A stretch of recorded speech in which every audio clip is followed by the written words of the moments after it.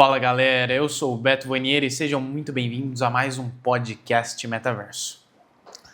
Pessoal, nós estamos recebendo aqui mais uma vez o Padre Wilson, esse cara abençoado. Nós gravamos o programa na semana passada com ele, eu conversei aqui com ele, a gente resolveu gravar mais um programa para falar do real significado do Natal, que muitas pessoas pensam.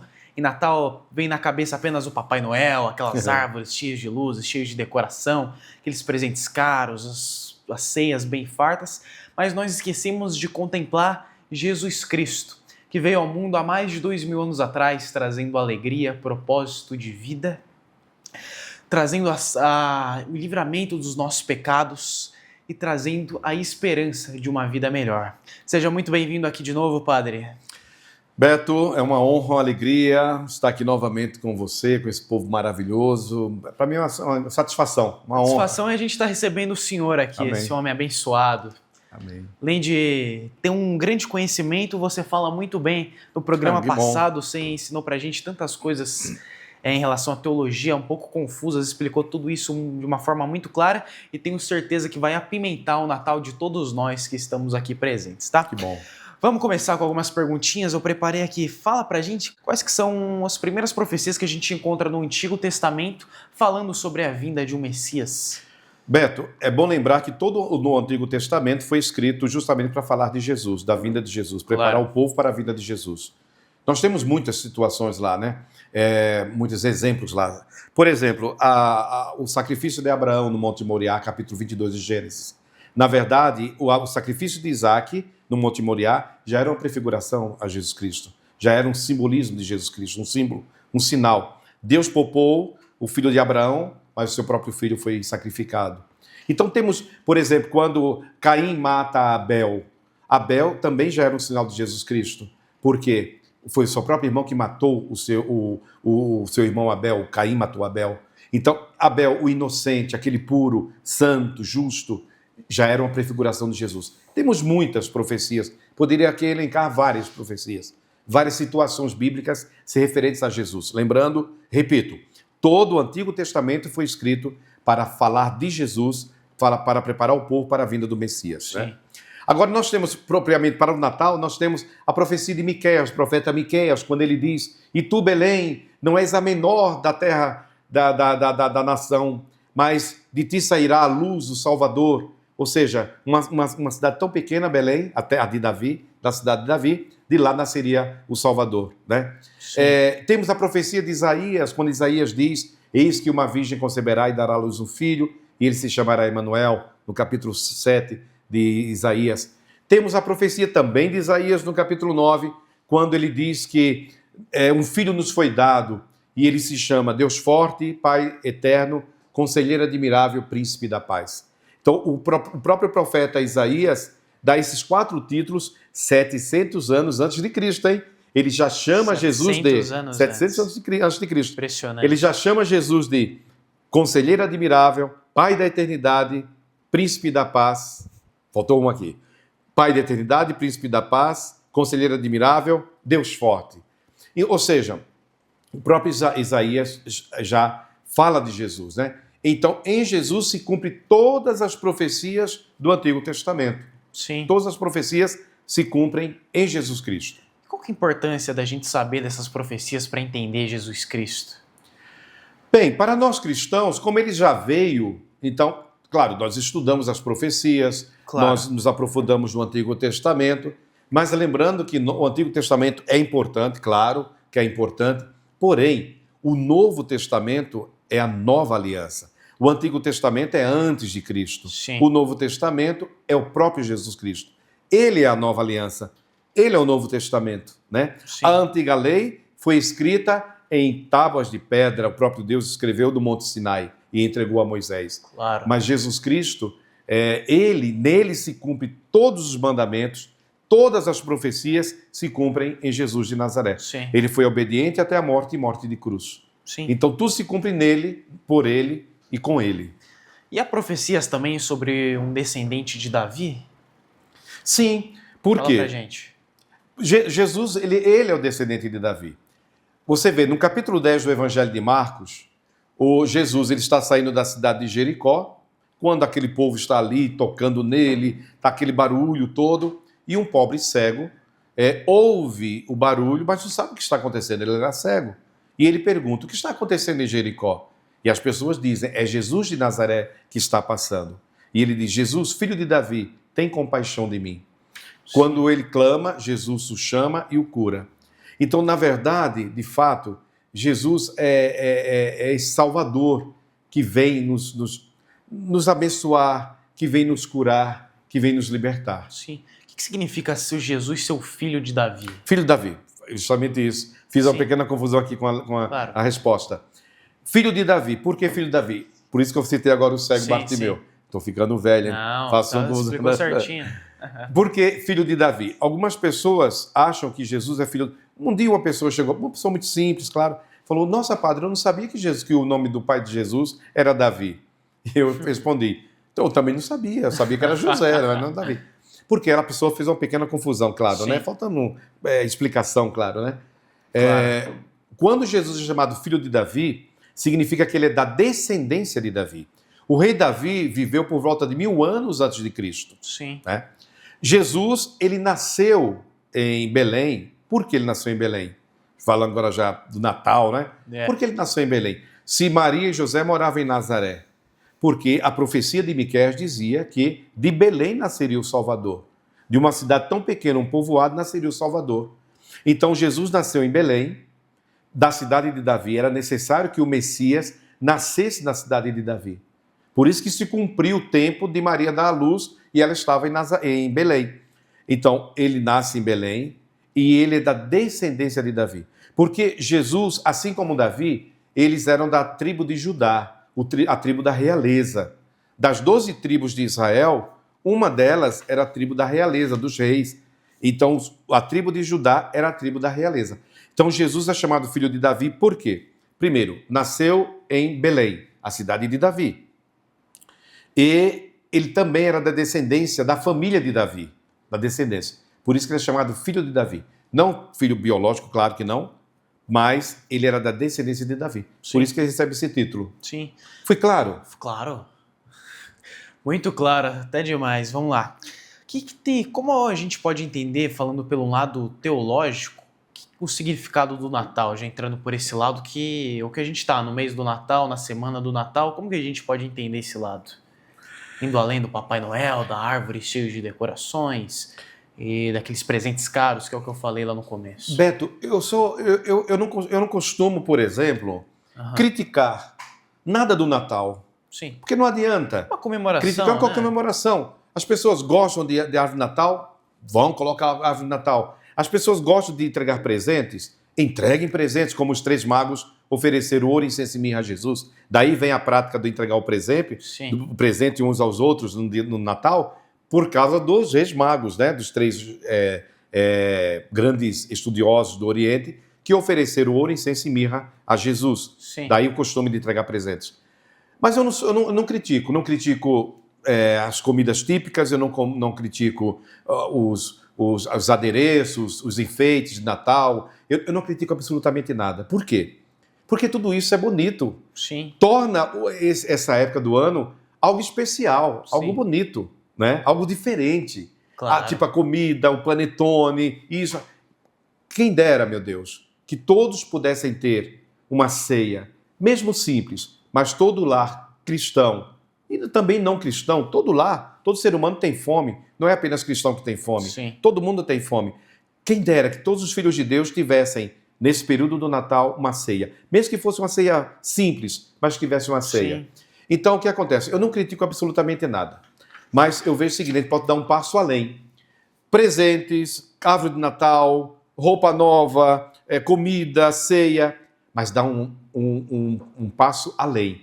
Ter tudo isso, mas não esquecer que o aniversariante é Jesus.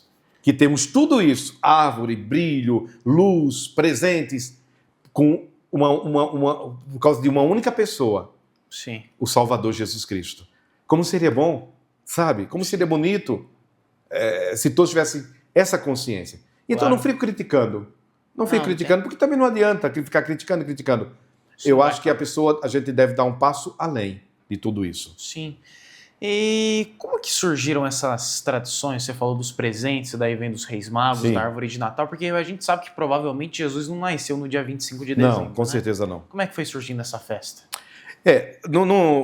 Na verdade é assim, no início do cristianismo, os pagãos na Europa, você sabe, ao contrário do Brasil, que estamos no hemisfério sul, eles estão no hemisfério norte. Claro. No final do ano, o frio é muito frio, é inverno.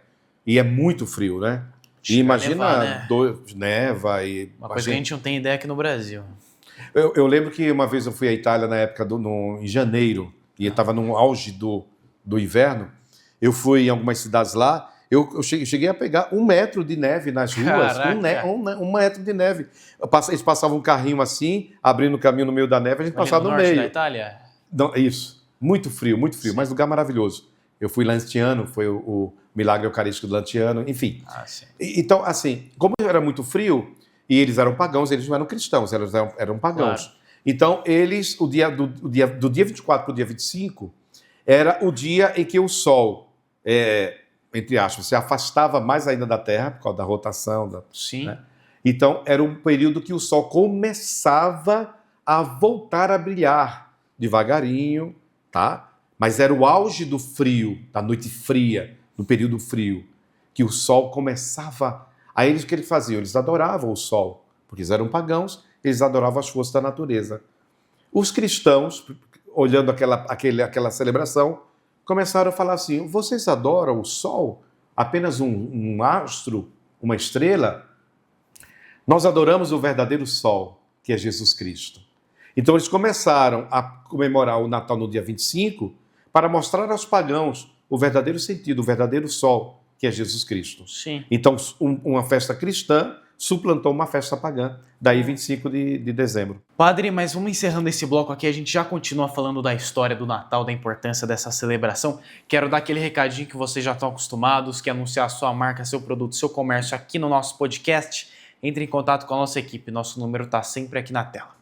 Mas é isso, vamos para um breve intervalo, voltamos já com o Padre Wilson.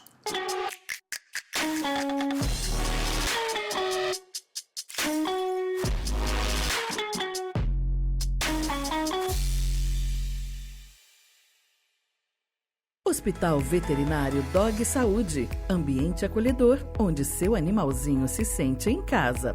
Na recepção, é possível fazer novos amigos. Além do espaço para o atendimento dos cães, conta ainda com o espaço dedicado para o atendimento dos gatinhos, o Cat Saúde. Atendimento com muito carinho, com veterinários de plantão 24 horas por dia. E ainda, uma equipe de especialistas. Com uma estrutura completa e modernos equipamentos para exames, o seu animalzinho é diagnosticado no local e muito rapidamente. E ainda, conta com estacionamento coberto para o conforto e praticidade dos nossos clientes. Hospital Veterinário Dog Saúde, um lugar pensado para você e seu pet. Aqui, o seu animal faz parte da nossa família. Rua Rangel Pestana, 1178, Centro.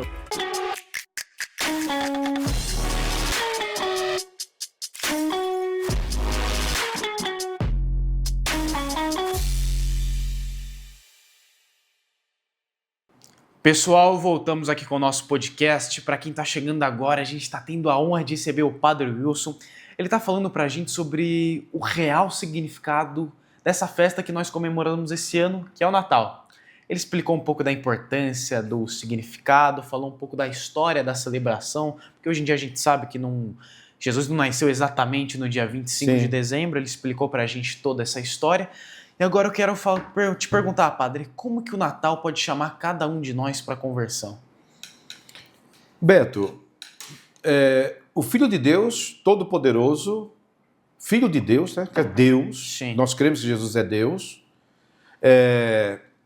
se fez homem, assumiu a natureza humana no seio da Virgem Maria, menos no pecado, semelhante a nós em tudo, ele teve fome, teve sede, cansaço, e nosso Senhor, ele grandioso, reinando no céu, cheio de glória e poder. Adorado pelos anjos, pelos arcanjos, sendo glorificado e exaltado no céu. Se fez homem, ser humano, pobre, simples, nasceu numa gruta, seu berço foi uma manjedoura, Sim. lugar onde se colocava comida e água para os animais, de uma mulher simples, humilde, pobre, de um pobre carpinteiro. Então, a própria cena do Natal já nos leva a nos questionar.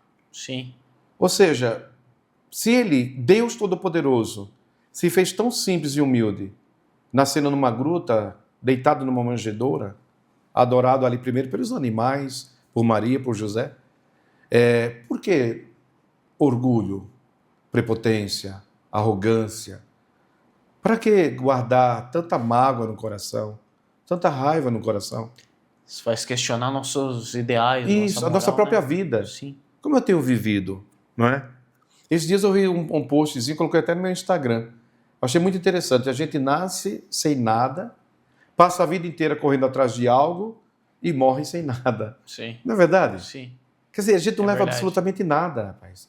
É importante ter, não estou falando que não deva Claro. ter. Voltando à situação, a questão de humildade. Humildade não é não ter as coisas. O humilde não é aquela pessoa que não tem nada. Não, Sim. quem não tem nada é um miserável. Deus não quer um filho miserável. Deus quer o seu filho humilde. Ou seja, com consciência de que sou pó e para o pó voltarei. Então, mudar as atitudes. Né? Sim. Amar a Deus, amar o próximo, amar as pessoas, amar a vida. E sabemos que a vida é tão breve, tão rápida.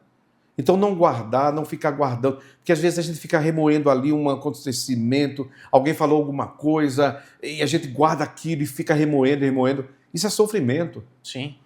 Mas Deus quer que nós tenhamos também prosperidade. Claro. Tá? Deus não quer o seu filho passando necessidade, passando fome. Não, Deus quer que o seu filho tenha, porque o profeta Ageu diz que Deus é o dono do ouro e da prata. Então, se Deus é o dono do ouro e da prata, e eu sou filho de Deus, qual é a minha herança? Ouro e prata. Então, Deus quer que a gente tenha. Tá? Agora, cabe a cada ser humano buscar, lutar pelos seus ideais. Né? Sim. Não é simplesmente orar a Deus, como o povo de Israel que clamou no deserto, Deus mandou o pão. Ok, porque naquele momento não tinha onde eles plantarem Sim. trigo, cevada para produzir pão. Por isso que Deus fez o milagre acontecer. Então Deus ele nos dá a oportunidade de trabalhar, de lutar, para que a gente possa crescer. Claro. Né? Então, que todos os irmãos, amigos que estão nos vendo agora, tenham essa gana, tenham esse desejo. Olha, eu vou vencer. Sim. Se está passando por uma prova, está passando pelo momento difícil do deserto, está passando um momento difícil do vale. O profeta Ezequiel estava no vale dos ossos secos, um grande cemitério, e Deus falou para Ezequiel, profetiza Ezequiel, manda esse espírito de morte embora agora e profetiza a vida, porque palavra tem poder. Quando Deus manda o profeta Ezequiel profetizar a vida no meio daqueles ossos secos, e os ossos se levantaram e levantou um grande exército, né? E Deus levantou aquele grande exército, agora não mais ossos, mas pessoas com carne, com pele, com músculos. Deus quer falar o seguinte, olha, palavra tem poder. Então que nós possamos nesse final de ano e em 2026, profetizar também na nossa própria vida e na vida das pessoas. Sim. Se não deu certo hoje, vai dar certo amanhã, em nome do Senhor Jesus. Nunca pode desistir, né? Não desistir. Sim. Porque se Deus é por nós, quem será contra nós? nós? Tudo posso naquele que me fortalece. Claro. Filipenses capítulo 4. Então eu creio assim como Deus deu autoridade aos profetas, aos apóstolos, Deus dá autoridade na palavra a mim e a você que está me vendo agora também. Sim. A vida está um caos, mas vai passar. Vai dar a volta por cima. Nós vamos dar a volta por cima. Sim. Porque Deus é o dono do ouro e da prata. É o nosso Pai. Qual é o Pai? Jesus diz, qual é o pai que o filho pede um pão, vai dar uma pedra? Sim. Pede um ovo, vai dar um escorpião. Nenhum pai faz isso. E, ora, se nós que somos pecadores, fracos, queremos o melhor, imagina o nosso Pai Celestial. Sim. E aproveitando que você falou disso, qual que seria o lugar dos pobres nessa celebração do Natal? Vamos entender também o que significa ser pobre. Importante. Olha, condição financeira não significa que a pessoa tem bom caráter, que a pessoa é a pessoa do bem. Não. Não. Porque a pessoa pode ser uma pessoa muito rica, ter muitos bens, e ser uma pessoa humilde. Sim. E usa até aqueles bens que Deus deu, permitiu que aquela pessoa tivesse ou tem para ajudar o pobre, estender a mão. Imagina um patrão de uma grande empresa, um gerente, enfim, que tem um coração cristão, né? Que tem todos aqueles empregados ali e ele pode falar assim, puxa vida, eu posso melhorar a vida deles e eu vou melhorar a vida deles. Olha que patrão maravilhoso, abençoado. Sim. Esse cara não vai para o céu porque é rico? De maneira alguma. Agora também pode ser um pobre, como eu falei, que usa roupa muito simples, mas é uma pessoa cheia de orgulho, de maldade, de veneno, de mentira. Ou seja, é um pobre que é rico de arrogância. Então, a pobreza, Jesus diz, a bem-aventurança, no capítulo 5 de Mateus, bem-aventurados os pobres em espírito, não de espírito, porque deles é o reino dos céus. Então, pobreza verdadeira é aquela pobreza quando a pessoa sabe que o seu tudo é Deus. Para você, qual é o maior ensinamento de Jesus Cristo e que nós devemos aplicar nesse Natal? Amar. Amar. Simplesmente amar. Próximo. Amar a Deus, a si mesmo, ao próximo. Porque o primeiro amor é a Deus. Amarás ao Senhor teu Deus com toda a tua força, com todo o teu entendimento. Isso está no livro de Deuteronômio, capítulo 6. É o grande Shema. Ouve, Israel, o Senhor é o teu Deus. Então, amar a Deus. Depois se amar. Ora, se Deus que é tão poderoso, tão grande, Ele me ama, então eu não sou uma obra do acaso. Eu não sou um qualquer. Eu sou precioso aos olhos do Senhor. O profeta Zacarias, no capítulo 2, ele diz assim, Deus diz, quem vos toca, toca na menina dos meus olhos. Olha que coisa linda. Deus nos compara à menina dos olhos dele. Sim. Isso é lindo demais. Lindo, maravilhoso. Nós somos a menina dos olhos de Deus. Então, Deus nos ama. Então, a pessoa começa a se amar. Então, a pessoa começa a mandar embora essa depressão, essa tristeza, porque eu sou precioso. E, claro, se eu sou precioso, o meu amigo, meu irmão, você, também é precioso aos olhos de Deus. Então, eu começo a amar a Deus, me amar e amar o próximo. Sim. Então, a grande mensagem de Jesus, eu creio, é amar. Sim. Amar. E amar é você suportar. Amar não é tanto você demonstrar com beijo, abraço, mas é você, de fato, com atitudes concretas. Sim. Amar. E Padre Wilson, antes da gente encerrar, confirma pra gente, você está fazendo o processo de volta para a Igreja Católica? Graças a Deus, sem desmerecer, claro, a Igreja Anglicana, que eu amo a Igreja Anglicana, eles me acolheram muito bem, os anglicanos, tenho muitos amigos lá, mas, de fato, não era a minha casa. Sim. Então, eu estou vivendo na minha vida agora, Beto, o que eu preguei durante muito tempo, que é a parábola do filho pródigo, né, no capítulo 15 de Lucas. Sim. Estou voltando para casa, graças a Deus. Que legal. O senhor que já fez missa para mais de 1.000 pessoas, é muito conhecido aqui Bem na mais, região. Né? 10 mil. Quanto? 10 mil? Lá no Nacional. Tá voltando para casa, né? E posso deixar aqui, nessa semana do Natal, vou pedir para o senhor deixar uma mensagem de esperança e de fé aqui para os nossos telespectadores. A minha palavra, a minha mensagem para você, meu amigo, minha amiga, é que você abra o coração para Jesus. Tá? Você cristão, claro. Você que é cristão, que talvez há muito tempo que você não faz uma oração, há muito tempo você tem uma Bíblia fechada, que há muito tempo você não lê, há muito tempo que você não fecha os olhos e pensa em Deus e ora a Deus, não ouve um louvor, não vai numa igreja, volta para Cristo, abre o teu coração para Ele. E eu tenho certeza que você será uma pessoa muito, muito, muito feliz, como eu sou feliz, né? O Beto é feliz, porque quando nós temos Cristo no nosso coração, na nossa vida. Não estou falando que você não é bom, não estou falando que você não tem Jesus no coração, não. Mas volta para Ele hoje, tá bom? Você vai ser muito feliz. Feliz, abençoado e santo Natal para você e a sua família. Amém. Padre Wilson, muito obrigado. Eu que agradeço, querido. Te desejo muito sucesso aqui na sua volta para a Igreja Católica. Amém. Me despeço também de vocês, telespectadores, e desejo que vocês e que suas famílias tenham um Natal abençoado, repleto de Jesus Cristo. Que Deus abençoe todos nós e nos vemos na próxima edição do podcast Metaverso. Falou, galera!